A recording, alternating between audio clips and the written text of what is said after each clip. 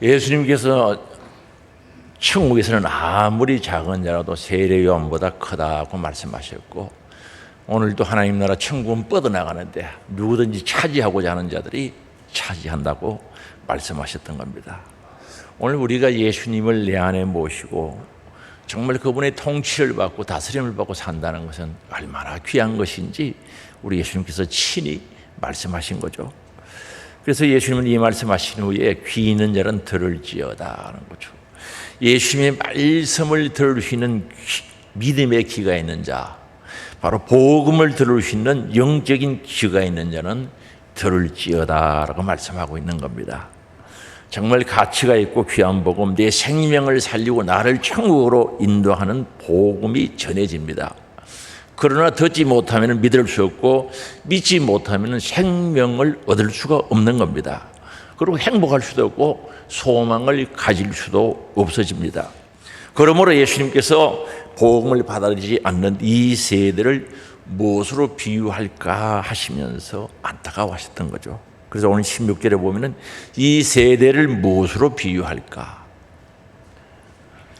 예수님께 죄사함 받고 속량함을 얻어 천국을 소유할 수 있는 길을 제시하고 있었지만은 유대인들은 그것을 받아들이지를 못했던 거죠. 안타까운 일이죠. 내가 사는 길, 천국 가는 길, 영생을 얻는 길, 정말 큰 복을 받는 길을 제시해 주고 전해 줬지만은 받아들이지를 못하는 거죠. 그래서 예수님께서 비유를 통해서 말씀하시는데, 아이들이 장터에서 친구들과 함께 유희 놀이를 한다는 거죠. 그래서 잔치집 놀이를 합니다. 아무런 반응이 없어요. 재미가 없는 거죠. 장례식 놀이를 합니다. 역시 반응이 없었습니다. 그래서 그 말씀을 17절에 말씀하는데, 이르되 우리가 너희를 향하여 피리를 불어도 너희가 춤추지 않고 우리가 슬피 울어도 너희가 가슴을 치지 아니하였던 것 같도다라고 말합니다. 여기 보면 슬피 울어도라고 말합니다. 슬피 울어도. 장례식에서 여인들이 애곡하는 소리에 맞추어 가슴을 치면서 비통해하는 그 모습을 가리키는 거죠. 이스라엘의 장례식은요, 우는 자들을 품삯으로 데리고 온다는 거죠. 돈 많은 사람은 3사람, 4사람, 돈 적은 사람은 한두 사람. 우는 자들 품삯을 주고 데리고 와서 울게 하는 거죠. 통곡, 고하게 하게 만드는 거죠. 그래서 아이들이 한편에서는 애절하게 슬피 우는데, 한쪽에 있는 아이들, 한편에 있는 아이들은 반응이 없는 거죠. 정말 그 울음소리를, 슬프 우는 울음소리를 듣고 가슴을 치면서 비통해야 하는데 아무런 반응이 없었던 거죠. 예수님께서 이렇게 하신 말씀의 의미가 뭡니까?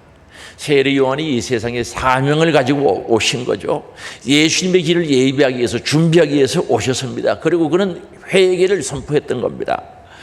그래서 마태복음 3장 1절에서 3절에 보면요, 그때 세례 요한이 이르러 유대 광야에서 전파하여 말하되 회개하라, 천국이 가까웠느니라 선포하게 된 거죠.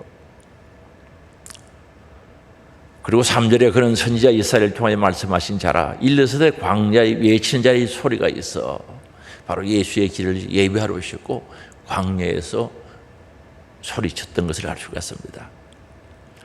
그리고 이어서 회개에 합당한 열매를 맺을 것을 말씀하죠.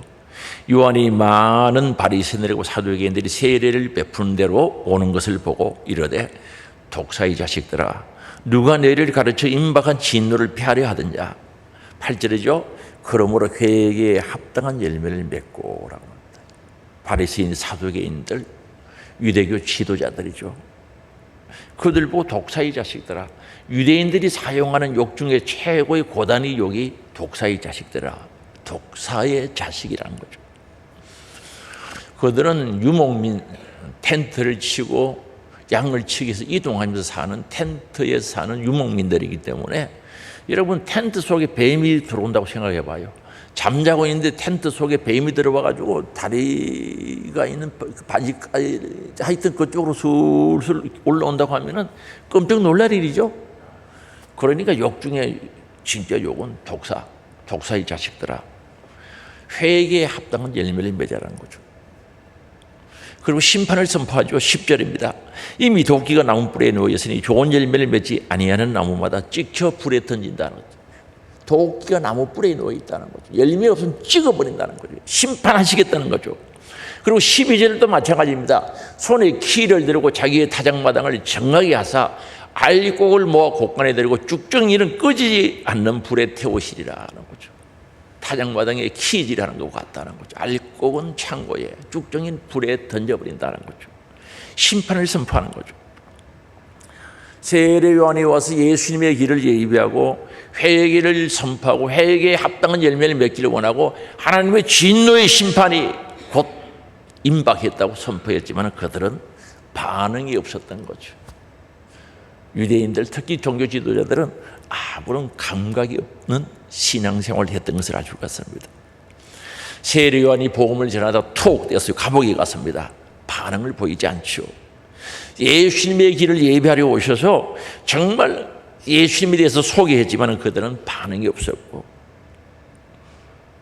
회개하라고, 회개에 합당한 열매 맺으라고 심판이 임박하다고 해도 그들은 반응이 없었습니다. 오히려 세례 요한을 보고 귀신 들린 사람이라고 했던 거죠. 오늘 본문 18절이죠. 요한이 와서 먹기도 않고 마시지도 아니하고 금식하고 있었던 거죠. 이걸 보고 그들이 말하기를 귀신이 들렸다 하더니 세례 요한을 보고 귀신 들렸다고 하는 거죠. 그가 선포한 말씀에는 감각이 없고 받아들이지 않고 반응이 없는 그들이 오히려 세례 요한을 가리켜서 귀신 들린 사람이라고 한 거죠. 그리고 이어서 피리를 불어도 반응이 없었다고 말하는데, 당시 이스라엘 풍습에 따르면 결혼식 때 피리를 불면은요, 남자들이 거기서 맞추고 춤을 추는 거죠. 신나게 춤추는 거죠. 이 잔치가 일주일씩 진행되니까 그때 당시 피리가 악기 중에 또 중요한 거겠죠. 피리를 불어도 악기를 동원해서 피리를 부르고 반주를 맞춰 노래하도록 해도 반응이 없다는, 춤을 추지 않았다는 겁니다. 아이들 한편에서는 피리를 봅니다. 그러나 다른 편 아이들이 춤을 추며 흥겨워해야 하는데, 기뻐해야 되는데 아무런 반응이 없었다는 거죠. 이 노래도 실패를 하고 말았던 거죠. 무슨 말씀입니까? 구약에서 거듭 예언된 예수 그리스도, 메시아 되신 예수께서 오신다는 것을 말씀드렸습니다. 그런데 그 예수가 왔어요. 그들이 사모하던 구약의 예언된 대로 예언된 예수 그리스도 메시아가 오셨는데도 그들은 기뻐하지 않죠. 환영하지도 않았고요. 오히려 영적으로 완악하여 감각이 없고 무관심하였던 당시의 유대인들의 모습을 그대로 보여주고 있는 거죠. 다시 말하면 메시아로 오신 예수 그리스도, 구원의 주로 오신 예수님을 몰랐다는 거죠. 그래서 예수님 보고 한 얘기가 19절이죠. 인자는 와서 먹고 마시며 말하기를 보라, 먹기를 탐하고 포도주를 즐기는 사람이요 세리와 죄인의 친구로다 하니라고 말합니다. 세리 요한은 금식하니까 미쳤다 그랬고요, 예수님 와서 먹고 마시고 죄인들에게 올려서 그들에게 복음 전하고 하니까 먹기를 탐하고 포도주를 즐기면서 죄인들의 친구라고 그렇게 했던 겁니다. 비유 속의 상대편 아이들은 다른 아이들과 어울릴 수도 없을 뿐만 아니라 기쁨도 슬픔도 느낄 수 없는 아이들처럼 보이지 않습니까? 바로 예수님의 당시에 사람들의 모습이 그러했다는 거죠. 그래서 세례 요한이 와서 회개를 외쳐도 반응이 없고, 예수님이 와서도 복음을 외쳐도 선포해도 감각이 없었다는 거죠. 사랑하는 성도 여러분, 오늘 이 세대에도 예수님 당시의 세대와 조금 더 다르지 않다라고들 이야기를 하죠. 더군다나 코로나19를 거치면서, 팬데믹을 거치면서 그런 신앙의 모습으로 바뀌어졌다는 거죠. 그래서 오늘 우리가 사는 이 시대를 사무시대, 네 가지가 없는 시대는 무관심, 관심이 없다는 거죠. 무감각, 감각이 없다는 거죠. 의미를 찾지 못한다, 무의미하다는 거죠. 힘이 없다는, 무기력하다는 거죠. 사무시대라고 합니다. 그 중에서 감각이 없다는 말에 우리는 주목할 수밖에 없죠. 무감각은 우리의 삶의 생명력을 잃게 만드는 중요한 요인 중에 하나라는 거죠.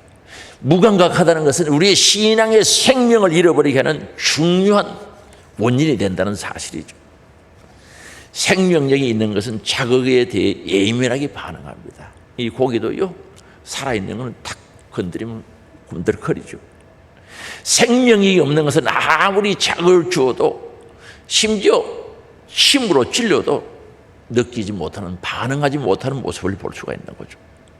따라서 우리의 삶이 무감각하다는 것은 그만큼 우리의 삶이 건조해지고 웃음과 눈물, 감동과 환희가 없어졌다는 증거란 거죠. 기쁨이 없고 환희가 없다는 거죠.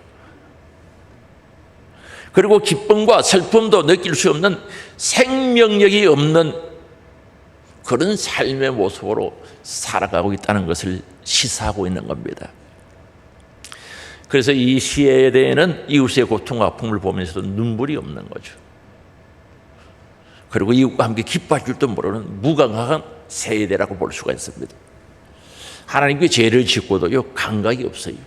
죄를 지어도 감각이 없어요. 그게 죄인지도 몰라. 그게 그 죄의 고통과 아픔을 느끼지 못하는 거죠.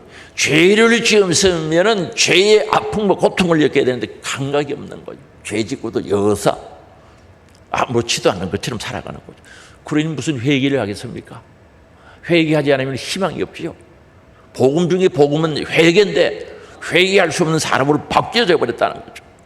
하나님의 큰 사랑과 은혜를 경험하고도 기뻐할 줄은 모르고 감사할 줄 모르는 사람들이 되었다는 거죠.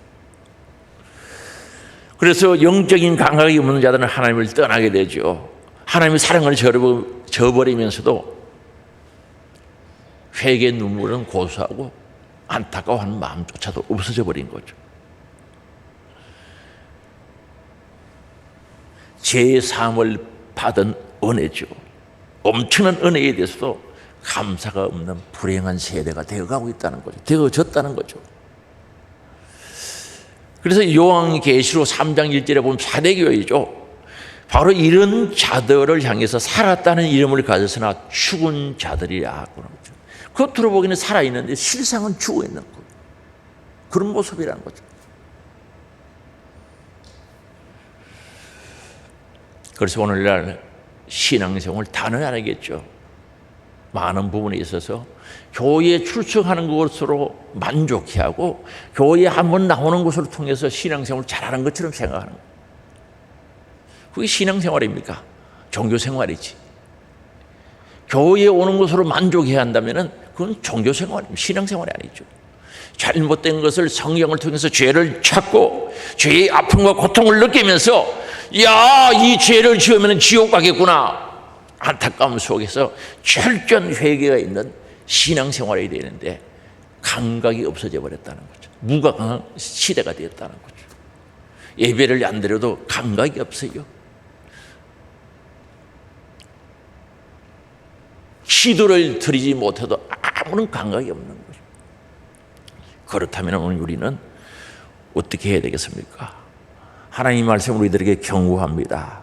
무뎌진 감각을 갖지 않고 거기서부터 탈피할 수 있도록 근신하라, 끼어 있어라, 기도하라고 우리에게 권면하고 있다는 사실이죠. 다시 말하면 죄에 민감한 자들이 되어 죄를 짓지 않아야 되고 안 지으려고 몸부림치다가 육신이 약해서 죄 지으면 철저히 회개하는 성도가 되어야 된다는 거죠. 우리의 심령을 깨워서 이웃의 고난에 동참하는 선한 사마리아인이 되어야 되겠고 또 그리스도의 빛을 받아 능력을 받아 하나님과 통행하는 기쁨과 감사의 삶이 이루어지는 소망 있는 신앙생활이 되어져야 된다는 거죠. 무감각에서 감각 있는 살아있는 자가 되어야 된다는 거죠. 살아서 신앙생활하는 하나님의 말씀대로 살아가는 성도들이 될 것을 우리들에게 요구하고 있는 거죠. 이러한 은혜가 오늘 우리 안에 임하기를 주의 이름으로 축복합니다. 그리고 지혜를 영접하라고 말씀합니다. 다시 말하면 지혜를 가지라는 거죠. 지혜를 가진다는 것은 아주 중요하죠. 정말로 중요하죠. 오늘 19절 하반절이죠. 지혜는 그 행한 일로 인하여 옳다함을 얻느니라. 지혜는 그 행한 일을 통하여서 옳다함을 얻는다는 거죠. 여기서 지혜는 예수님을 말씀하고 있습니다. 예수님께서 그 행한 일을 통하여 옳다함을 받는다는 거죠. 지혜자 대신 우리는 예수님을 영접해야 된다는 겁니다. 그래서 예수님께서 지혜자이신 것을 잠언 3장 18절에 보면 말씀하는데, 지혜는 그 얻는 자에게 생명나무라 지혜를 가진 자는 복되도다. 여기 지혜는 노고소, 말씀, 예수 그리스도를 이야기하는 거죠. 요한복음 1장 1절에서 3절 4절에 보면요, 태초에 계신 말씀이 하나님이신데 그 말씀이 곧 예수 그리스도라는 사실, 그분이 빛으로 왔다고 말씀하고 있습니다. 여기 지혜, 로고소, 예수 그리스도를 가리킵니다. 예수님을 얻는 자는 생명나무가 된다는 거죠. 지혜를 가진 자는, 예수를 가진 자는 복되도다. 잠언 3장 18절이죠. 그리고 21절은 내 아들아 완전한 지혜와 근신을 지키고 이것들이 내 눈앞에서 떠나지 말게 하라는 거죠. 예수가 우리 눈앞에서 떠나지 말게 하라는 거죠. 22절 그리하면 그것이 내 영혼의 생명이 되고 내 목의 장식이 된다는 거죠. 내 영혼의 생명이 된다는 것을 말씀합니다. 그래서 23절에 내가 내 길을 평안히 행하겠고 내 발이 그치지 아니하겠으며 라고 말합니다. 그뿐 아니라 잠언 8장의 많은 부분에 지혜자 예수님에 대해서 소개하는데, 그분은 창조주시라고 말씀하시면서 35절에 대저 나를 얻는 자는 생명을 얻고 예수를 얻는 자는 생명을 얻는다는 거죠. 예수를 모신 자는 생명을, 천국을 얻는다고 말씀하고 있습니다. 여호와께 은총을 얻을 것이니라고 말씀합니다. 36절입니다. 같이 읽어보시겠습니다. 그러나 나를 잃는 자는 자기의 영혼을 해하는 자라. 나를 미워하는 자는 사망을 사랑하느니라. 예수를 잃어버린 자는 자기 영혼을 해하는 자.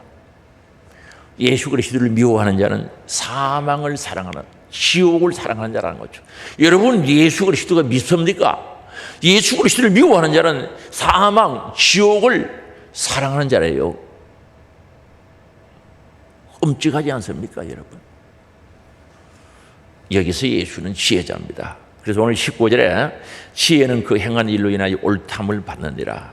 표준 세번역 성경을 보면요, 본문은 지혜는 그것이 한 일로 그 옳음이 증명된다라고 말씀하고 있거든요. 이게 무슨 말씀입니까? 예수님께서 하신 이 일로 옳다고, 그분이 바르다고 옳다고 증명이 되어졌다는 거죠. 예수님 하신 일이 예수님을 증명하고 있다는 거죠. 다시 말하면 예수님께서 이 땅에 오셔서 하신 그 일을 통해서 나는 메시아다, 나는 그리스도다, 나는 구세주가 된다는 사실을 증명하고 있다는 거죠.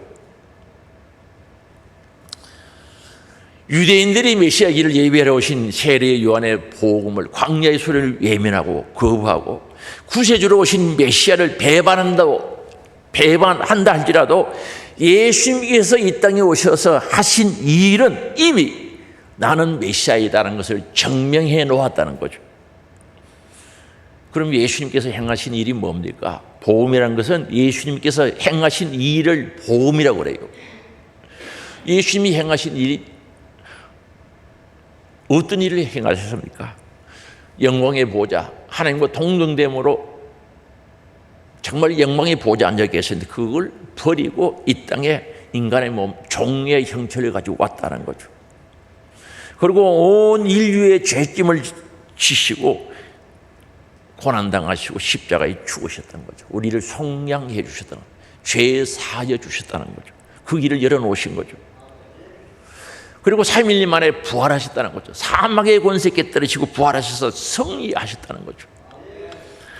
그리고 내가 가장 유익하다라고 말씀하신 우리 예수님께서 부활을 성천하시고 보혜사 성령님을 보내주신 거죠. 성령, 주의 영, 보혜사, 그리스도의 영을 우리에게 보내주신 거죠. 그리고 우리 예수님께서 다시 오시겠다고, 재림하시겠다고 약속하지 않았습니까? 이 행한 일이 예수님이 메시아 구원의 주가 되신다는 사실을 증명하고 있다는 겁니다. 그래서 오늘 우리는 이 예수님을 영접해야 되는 줄 믿을 수 있게 바랍니다. 정말 영접해야 돼요. 그런데 예수님을 영접하는 데 있어서 그냥 할 수가 있겠습니까? 귀한 손님이 오면 대청소하죠. 우리 집에도 마찬가지입니다. 손님 온다 그러면 대청소하는, 손님 오신 날이 대청소하는 날. 그럼 그 거룩하신 예수님을, 죄 없는 예수님, 죄를 싫어하시는 예수님을 영접하려고 하면 철저한 회개가 있어야 되는 줄 아시기 바랍니다. 내 마음을 보혈의 피공로 의지해서 청소해야 된다 말입니다. 회개를 해야 된다고 성경은 우리들에게 분명히 말씀하고 있는 거죠. 그리고는 내 안에 있는 잘못된 이론, 잘못된 지식, 잘못된 경험을 버려야 되는 거죠. 우리요, 잘못된 지식이 무섭거든요.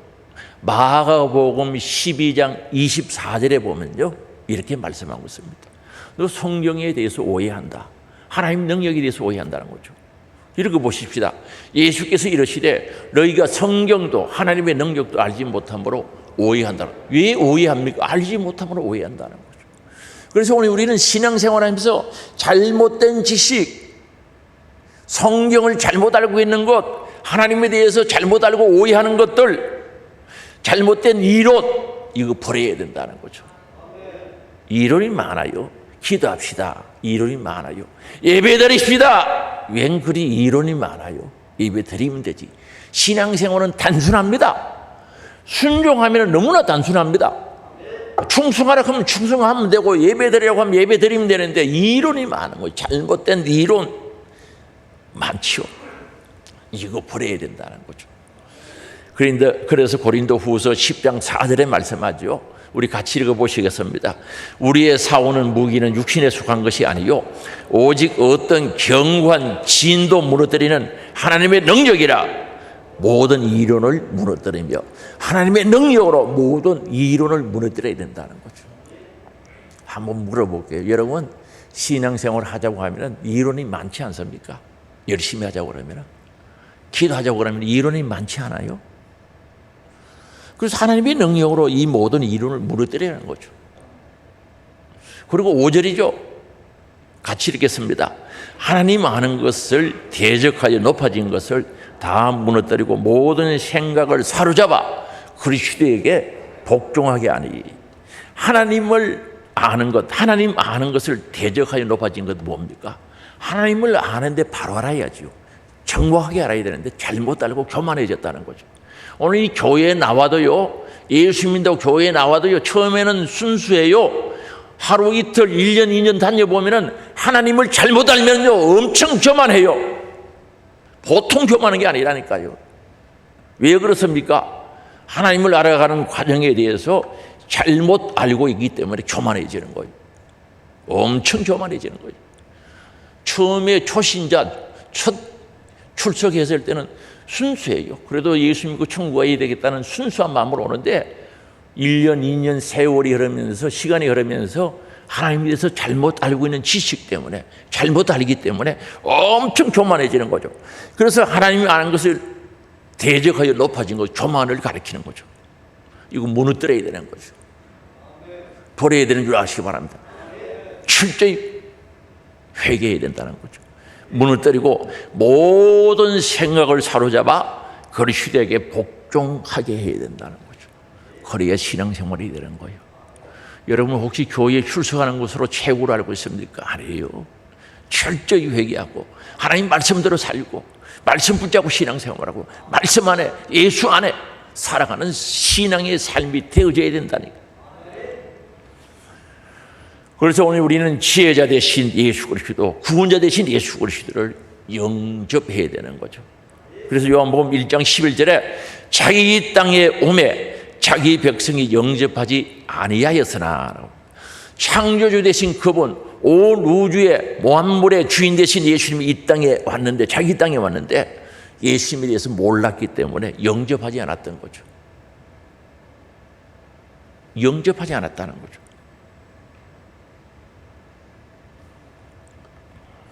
그러나 12절입니다. 영접하는 자 곧 그 이름을 믿는 자들에게는 하나님의 자녀가 되는 권세를 주셨으니. 영접하는 자, 예수의 이름을 믿는 것 동일합니다. 예수의 이름을 믿으면 그분을 영접해야죠.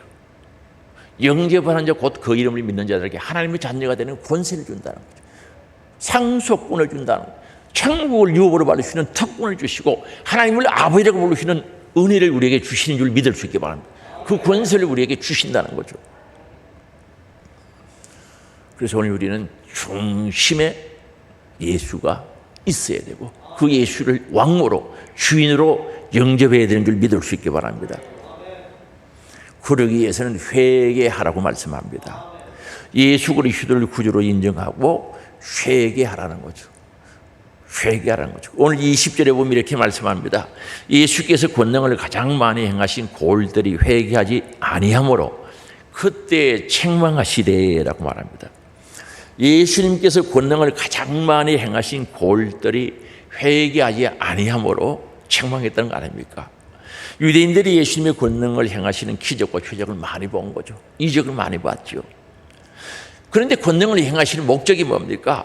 권능을 행하시는 목적은 그 권능을 행하시는 예수가 구세주 메시아 그리스도인 것을 알고 그분을 구주로 영접하기를 원하는 거죠. 회개하고 예수를 영접하기를 원하여 그 심령에 하나님 나라가 이루어지기를 원하는데 그들은 기적과 표적을 보아도 예수님이 행하시는 권능을 보아도 회개하지 않았던 거죠. 아무런 반응이 없었다는 거죠. 그때 책망하시되 그때부터 그는 그 골들을 책망하기 시작했다는 거죠. 여기 책망한다는 말은 공식적으로 고발한다, 공식적으로 꾸중한다, 책망하여 불명예스럽게 한다는 걸 책망하여 불명예스럽게 한다는 뜻이죠. 그래서 회개하지는 아니한 골들을 공식적으로 그들의 죄를 책망하며 불명예스럽게 꾸중했다는 뜻이죠. 그때부터 바로 본격적인 행동의 시작을 알리는 거죠. 회개하지 않은 그 모습을 보고 그때로부터 바로 책망하기 시작했다는 거죠. 책망하신 이유가 뭡니까? 그들의 죄가 뭡니까? 회개하지 않았다는 거죠. 여러분, 회개하지 않는 것은 주님을 인정하지 않는 것이란 말입니다. 주님이 십자가에 살찌져 피 흘려 돌아가신 내 살을 먹으라 내 피를 마시라 나는 십자가에 죽어도 너희는 살아야 한다. 그 사랑을 받아들이지 아니하는 것이 회개하지 않는 것이란 말입니다. 그래서 책망하신 이유가 회개하지 아니했기 때문에 라고 말씀하고 있습니다. 사실 예수님이 초기 사역 때는 갈릴리 바다죠. 갈릴리 호수를 중심으로 복음을 전하면서 많은 이적과 기적과 표적을 행했던 거죠. 그래서 이 오늘 본문에요 21절에 나타나는 그 지명 이름들이 다 갈릴리 지역에 있는 이름들이죠. 그런 표적과 기적을 보고 그들은 회개하지 않았다는 거죠. 놀라운 특권을 보면서도 예수님을 거부했다는 것 아니겠습니까? 회개하지 않았다는 거죠. 그래서 16절에서 19절에서 예수님께서 세례 요한과 예수님의 사역에 대해서 아무런 반응이 없는 그들에게 그들의 불신을 책망하지 않았습니까? 책망했던 겁니다.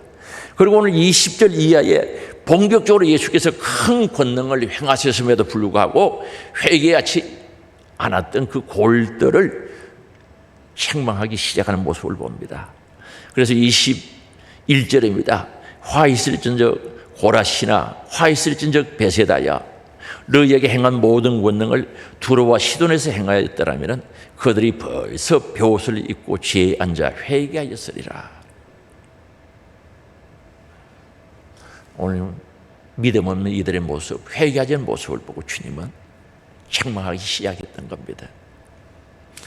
다시 말씀드리면 예수님께서 갈릴리 사람들을 책망하신 근본 이유가 뭡니까? 오늘 이걸 알아야 돼요. 사랑 많으신 예수님께서 살찌져 피 흘려 돌아가시면서 내 살을 먹으라 내 피를 마시라 애들에게 살리려고 몸부림쳤던 나는 죽어도 너희는 살아야 한다는 그 사랑을 선포하신 주님께서 왜 이들을 책망하시겠습니까? 그들은 예수님께서 많은 권능을 통해서 기사와 능력과 기적을 보여주셨지만 그들은 몰랐던 거죠. 예수님을 몰랐던 거죠. 예수님께서 보여주신 목적이 뭡니까? 나는 메시아야. 나는 너희들을 구원하러 오신 분이야. 너희들을 영원한 천국으로 인도해 가기 위해서 왔다는 거죠. 메시아 구원의 주가 된다는 거죠. 그런데 그들은 거기에 대하여 관심이 전혀 없었던 거죠. 정말 회개를 촉구하는, 정말 하나님 나라를 이루기 위해서 회개하고 예수 그리스도를 구주로 영접하라는 그 말씀에 감각이 없었던 거죠. 결국 갈릴리 사람들은 기적과 표적만 보고 천국의 복음에 이르는 생명을 내는 그 일에는 도달하지 못했던 사실을 알 수가 있습니다. 갈릴리 사람들은 메시아 대신 예수 그리스도를 영접하고 받아들이는 데는 관심이 없었고 현실적인 이익, 현실적인 문제에 더 관심이 많았던 거죠. 바로 요한복음 6장 26절에 말씀하는 바와 똑같습니다. 너희가 나를 찾는 것은 표적을 본 까닭이 아니요 떡을 먹고 배부른 까닭이로든. 너희를 표적을 행하시는 예수님을 봤다면 예수님을 따랐을 텐데, 바로 예수님을 구주로 영접했을 텐데, 그게 아니고 오병이의 기적을 통해 떡 먹고 배부른 것 때문에 떡 먹으러 왔다는 거죠. 그래서 그 후에 떡 주지 아니하니까 다 떠나버렸죠. 사랑하는 성도 여러분, 오늘 이 자리에 계신 분들, 오늘 함께한 우리들 중에 과연 갈릴리에 살고 있었던 그 사람들과 같은 모습이 있지는 않는가? 한번 돌아볼 수 있기를 바랍니다. 그저 현실적인 문제, 그저 먹고 마시는 문제, 육적인 문제, 그것 때문에 교회에 온다면 잘못 오신 거죠. 우리 주님은 우리에게 이 땅에 오셔서 정말 우리의 죄짐지고 십자가의 길을 가신 이유가 분명합니다. 그 목적이 있다는 거죠. 우리를 살리려고, 우리의 죄 문제를 해결해 주시고 죄 사하여 옳았다고 인정해 주시고 하나님의 자녀가 되게 해주신 거죠. 세상에 소속된 우리들을 하나님께 소속되게 하시고 마귀의 종되었던 우리들을 하나님의 자녀로 삼아주신 놀라운 은혜를 주시고 지옥 갈 우리들을 천국으로 인도해 가시기 위해서 오셨다는 거죠. 그래서 주님은 하나밖에 없는 심장을 찢어 우리들에게 주시면서 오라고 부르고 있는 거죠. 내게로 오라고 말씀하고 있습니다. 회개하고 주님 품으로 돌아오라고 말씀하고 있습니다. 오늘 마태복음 11장 28절이죠. 수고하고 무거운 짐진 자들아 다 내게로 오라. 내가 너희를 쉬게 하리라고 말씀합니다. 죄짐 무거운 짐 지고 있는 자들아, 인생의 무거운 짐을 지고 있는 자들아 다 내게로 오라. 모두를 초청하고 있다는 거죠. 우리 주님께서 내가 너희를 쉬게 하리라 말씀하고 있습니다. 이어서 29절이죠. 나는 마음이 온유하고 겸손하니 나의 멍에를 메고 내게 배우라. 그리하면 너희 마음이 쉼을 얻으리라. 예수님의 멍에를 메고 배우라는 거죠. 여러분, 예수님 가까이 하면 힘들어 보입니까? 자유를 박탈당하는 것 같습니까? 예수님을 가까이 하면 내 자유를 잃어버린 것 같습니까? 아니죠. 주님과 함께 멍에 매자고 합니다. 그 멍에는 씻고 짐이 가벼워진다는 거죠. 죄의 짐, 인생의 짐, 모든 짐이 가벼워진다는 것을 분명히 여기서 말씀하고 있는 거죠. 그래서 오라는 거죠. 30절이죠. 이는 내 멍에는 씻고 내 짐은 가볍다라고 이야기합니다. 오늘 주님과 함께 가는 그 길, 안에 주님을 내 안에 모시고 주님의 인도하심 따라 살아가는 그 길은 쉽죠. 내 인생의 짐이 가벼워지는 거죠. 그래서 오늘 주님 오라고 하는 거죠. 집 나간 탕자를 기다리시듯 주님은 돌아오라고 말씀합니다. 탕자가 아버지께 한 게 뭡니까? 둘째 아들이죠. 누가복음 15장에 나오는 둘째 아들 탕자. 아버지, 저 유산 주세요, 재산 주세요. 아니야. 계속 달라고 하죠. 받아가서 먼 곳에 가서 허랑방탕하고 다 서버리죠. 마침 아버지의 간섭을 피해 먼 곳이 도망가는 것이 그는 천국인 줄 알았을 겁니다. 돈 다 떨어졌어요. 그 땅에 흉년이 왔어요. 갈 곳이 없는 겁니다. 돼지우리 속에 들어갑니다. 돼지가 있는 지음 열매도 마음대로 먹지를 못하는 거죠. 가만히 생각하니까 굶어 죽게 생긴 거죠. 그때 아버지 집을 생각하지 않습니까? 그가 생각이 또 뭡니까? 내가 하늘과 아버지께 죄를 지었다는 거죠. 하늘과 아버지께. 아니, 하나님께 언제 죄 지었습니까? 그가 아버지께 죄 지었지. 가정의 질서를 파괴하고 아버지를 존중히 여기지 못하고 아버지를 공경히 여기지 못하고 아버지를 무시했던 그 자기 고집을 주장했던 그것이 하나님께 죄인 줄 알았어요. 그래서 하늘과 아버지께 죄를 지었다. 하나님 아버지와 아버지께 죄를 지었다는 거죠. 그래서 돼지우리 소에서 굶어 죽는 것보다 아버지 집에 가서 종살이 하는 것이 훨씬 좋다고 생각했던 거죠. 먹을 것은 있으니까, 입을 것은 주니까. 그래서 아버지 집으로 향해서 옵니다. 그런데 아버지는 날마다 동네 여기 높은 언덕에 서서 아들 돌아오기를 기다리지 않습니까? 혹시나 오늘 올까 내일 올까 매일 나가서 동네 여기에서 기다리는 거죠. 멀리서 아들이 힘없이 그 이 모습으로 털썩털썩 오죠. 아버지는 달려가서 그 둘째 아들을 껴안고 입을 맞추고 환영합니다. 집에 데리고 옵니다. 목욕을 싹 시키죠. 깨끗하게 새 옷을 입힙니다. 의의 옷을 입힌 거죠. 그리고 신발을 신기는 겁니다. 이때 당시에 종은 신발이 없었어요. 너 종이 아니야. 신발을 신기죠. 손에 가락지를 끼워주는 거죠. 약속이죠. 너는 내 아들이야. 너는 상속자야. 이 집에 있는 모든 재산 너 상속자가 되어 너 것이야. 가락지, 약속의 가락지를 끼워줘. 그리고 살찐 송아지를 잡아서 얘들아 풍악을 울려라. 잔치가 베풀어진 거죠. 그 아버지가 누굽니까? 그 아버지 사랑이 우리 주님의 사랑인 줄 아시기 바랍니다. 오늘도 돌아오기를 원하는 거죠. 주님 품에 안기기를 원하는 거죠. 오라는 거죠. 회개하고 주님 품으로 돌아오기를 원합니다. 내가 그저 희미하게 신앙생활 이렇게 해서는 안 된다는 거죠. 그저 교회 오는 것 만족해서는 안 되는 거죠. 그저 교회 오는 것 겨우 온다면 이거 언제 회개할 기회가 있겠습니까? 철저히 회개하고 예수 그리스도를 구주로 생명의 주로 메시아로 내 안에 영접하고 그분의 통치를 받는 자는 가장 큰 자죠. 오늘도 하나님 나라는 뻗어가고 있습니다. 오늘도 하나님 나라는 확정되어 가고 있습니다. 그걸 차지하는 자가 내 것이 되어지는 줄 아시기 바랍니다. 가지는 자가 내 것이 되는 줄 믿을 수 있기 바랍니다. 하나님 나라를 가질 수 있기를 원합니다. 주님 주시려고 합니다. 주시기 위해서 모셨습니다. 가져야 합니다. 오늘도 주님은 돌아오라고 합니다. 주님 품에 안기는 우리들이 될 수 있기 바랍니다. 구약 성경은요 시편에 보면 주님의 날개라 그랬어요. 사랑의 날개, 보호해주는 날개라 그랬어요. 뭐 우리 하나님이 하나님이 영적인 하나님께서 무슨 날개가 있겠습니까? 비교해서 우리들에게 설명하는 거죠. 내 날개 아래 오라는 병아리가 어머니 암탉 날개 아래 보호받듯이 오라는 거죠. 오늘도 주님은 양손 벌리시고 우리를 기다리고 오라고 부릅니다. 내 품에 안기라는 거죠. 주의 친이란 품에 안길 수 있기를 바랍니다. 그 품에서 안식하기를 원합니다. 그 품에서 소망 가지기를 원합니다. 그 품에서 우리의 신앙이 성숙되어지기를 원합니다. 그 품에서 하늘의 영광을 볼 수 있기를 주의 이름으로 축복합니다.